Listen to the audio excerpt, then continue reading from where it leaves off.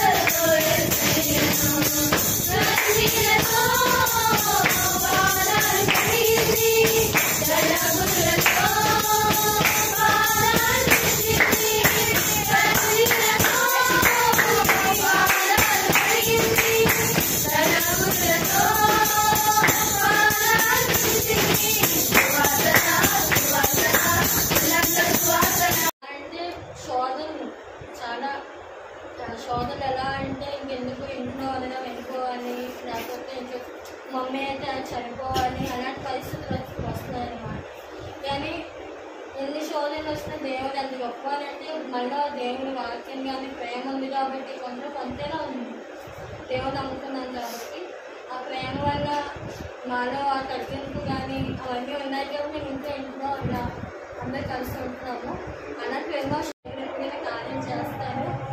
దేవుడు నన్ను విడిచిపెట్టే దేవుడి కాదు, నీ ఓర్పు కానీ ఆ సహనం కానీ ఉంచుకో, తగ్గించుకో అని దేవుడికి ఒక రోజు వాక్యం చూపించాను. వెంటనే నేను అనుకున్నాను, నిజమే ఏంటి వెళ్ళిపోదాం అనుకున్నాను, నాకు ఎందుకు జీవితం అనుకున్నాను. దేవుడికి ఎంత వాక్యం చూపించి ఓర్చుకో, తగ్గించుకో, సహనంతో నేర్చేది దేవుడు కార్యం చేస్తారు ఎప్పటికైనా. అంటే మన డాడీ ఎప్పటికైనా మారుతారు, అదొక విశ్వాసం ఉంటుంది. దేవుడు ఎంతగానో మాట్లాడారు విశ్వాసం. దేవుడు ఎవరైతే వ్యాజం అంటే ఏంటి, మన ఎవరైతే వాదిస్తారో, మనతో ఎవరైతే గొడవ పడతారో, మనతో ఎవరైతే ప్రతిదీ కూడా పాయింట్ అవుట్గా మాట్లాడతారో వాళ్ళతో దేవుడే మాట్లాడతారు, మనం ఏదో మాట్లాడక్కర్లేదు. దేవుడు ఏమంటారు, నాతో వ్యాజమాను అంటే మనం వాదించుకోలేదని అర్థమే కదా. అంటే మనం ఎవరితోని పాయింట్ అవుట్ చేయకూడదు, మనం ఎవరితోని ఒక మాట అనకూడదు, వాళ్ళ కోసం అనుకోకూడదు. నువ్వు జస్ట్ ఎలా స్వనుకో చెప్పిందని ఆ విషయమే కాదు, ప్రతి విషయంలో మనం ఏంటంటే ఎవరి కోసం కొన్ని మనం వాదించుకోలేదు, మాట్లాడి పాయింట్ అవుట్ చేయకూడదు. ఎందుకంటే దేవుడే ప్రతిదీ చూసుకుంటారన్నమాట.